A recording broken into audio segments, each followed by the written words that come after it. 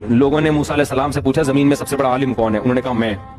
اب بات تو بالکل صحیح تھی، ٹھیک ہے، بات بالکل، کیونکہ پیغمبر سے بڑا عالم کوئی نہیں ہوتا، لیکن اللہ کو آپ کا یہ انداز پسند نہیں آیا۔ یہ بخاری کی حدیث ہے۔ اللہ نے کہا کہ اے موسیٰ کچھ علم ہم نے دوسروں کو بھی دی ہے۔ تو حضرت خضر علیہ السلام کے پاس موسیٰ علیہ السلام گئے تو خضر علیہ السلام سے ملاقات ہوئی۔ موسیٰ علیہ السلام نے کہا مجھے اللہ نے آپ کے پاس بھیجا ہے۔ انہوں نے کہا ٹھیک ہے بھیجا ہے، تو اب میرے ساتھ سفر آپ نے جو کرنا ہے اس میں پورے سفر میں آپ نے خاموشی اختیار کرنی ہے، اعتراض نہیں کرنا، کیونکہ اللہ نے بھیجا ہے اور میں بھی اللہ کی طرف سے مامور ہوں، تو میں کوئی کام غیر شرعی نہیں کروں۔ حضرت موسیٰ نے کہا ایگریمنٹ کر لیا، بھائی ٹھیک ہے بھائی ہمارا وعدہ ہے۔ تو خضر علیہ السلام چلے موسیٰ علیہ السلام کے ساتھ، موسیٰ علیہ السلام کے ساتھ ان کے خادم بھی تھے۔ تو جب گئے ہیں تو کشتی میں جب بیٹھے ہیں تو کشتی کنارے پہ لگنے والی تھی اور خضر علیہ السلام نے کشتی کا پھٹا پھاڑ دیا، اس کو عیب دار بنا دیا۔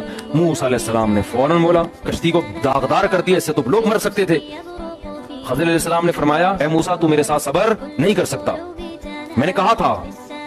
حضرت موسیٰ کو ایک دم خیال ہوا بالکل بھائی یہ تو مجھ سے غلطی ہو گئی، اور کہنے لگے کہ مجھ پر زیادہ سختی نہ کریں، اب میں وعدہ کرتا ہوں میں آپ سے سوال نہیں پوچھوں گا۔ پھر آگے گئے ہیں، ایک نوجوان لڑکا خضر علیہ السلام نے اس کو قتل کر دیا۔ ایک پاکیزہ معصوم لڑکے کو آپ نے قتل کر دیا، یہ تو بہت بڑی غلطی کی ہے، چھوٹی موٹی ہوتی میں چپ رہتا۔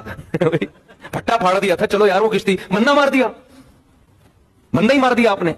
علماء کہتے ہیں جو حضرت موسیٰ علیہ السلام بار بار بول رہے تھے نا، بظاہر تو یہ عیب ہے،